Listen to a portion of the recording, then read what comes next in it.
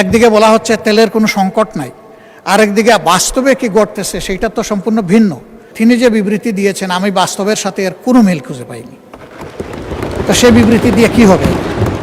এই বিবৃতিতে কি সমস্যার সমাধান হবে? কিন্তু এই বিষয়টাকে আমরা আরও দুই একবার নোটিশে আনার চেষ্টা করেছি, 71 বিধিতে সুযোগ দেওয়া হয়নি। এখনও যদি এইভাবে পাশ কাটিয়ে যাওয়া হয় তাহলে জনগণের কথা কি এখানে আমরা সবাই মিলে আলোচনা করতে পারবো না? আমরা কি একটু সুযোগ সৃষ্টি করব না সবাই মিলে যে এই সমস্যার সমাধানটা কিভাবে করা যায়?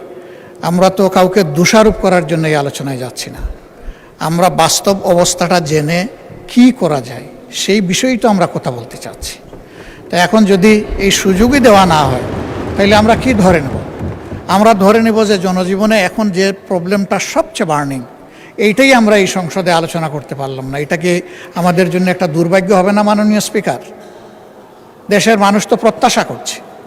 আমি নিজে এই বিষয়গুলো বাস্তবে বোঝার চেষ্টা করেছি। পত্রিকায় অনেক কিছু লেখা হয়, সামাজিক মিডিয়ায় অনেক কিছু আসে, তার কিছু বাস্তব কিছু অবাস্তব।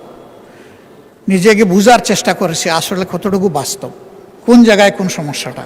কিন্তু সব কিছু তো ওখানে গিয়ে আমি বুঝতে পারবো না, আরও কিছু বুঝতে হবে সরকারের সংশ্লিষ্ট মন্ত্রণালয় থেকে।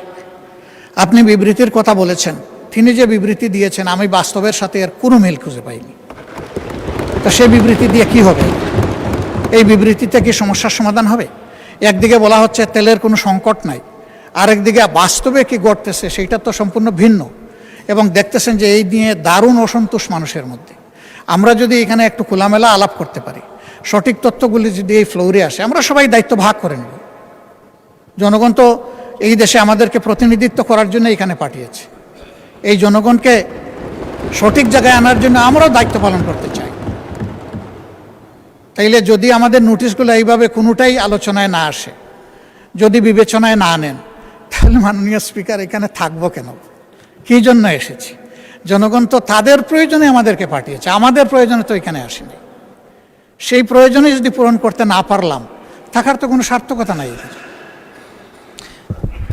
এই সংসদে আমরা প্রত্যেকটি সেকেন্ড ব্যয় করতেছি, এর পেছনে জনগণের রেভিনিউ তো খরচ হচ্ছে। আমাদের দায়িত্ব জনগণের কাছে। এগুলা তো আমরা আমাদের নিজস্ব সম্পদ দিয়ে গড়ে তুলিনি, জনগণের সম্পদ দিয়ে এটা গড়ে তোলা হয়েছে। আর আমরা কথাটা বলবো এই মুহূর্তের সবচেয়েতে বার্নিং যে সমস্যা সেইটা নিয়ে। এইটাই যদি না দেন তাহলে কি আমরা জাস্টিস পেলাম আপনার কাছ থেকে? পেলাম না। মাননীয় নেতা, যদি আমি অনুরোধ করবো যে এইভাবে নোটিশটা নিষ্পত্তি না করে আপনি আজকে না করেন, একদিন পরে হোক, 2 দিন পরে হোক, বিষয়টা আলোচনার জন্য ফিক্স আপ করেন এবং তখন মুলতবি করে এটা আলোচনা করেন। মাননীয় বিরোধী দলীয় নেতা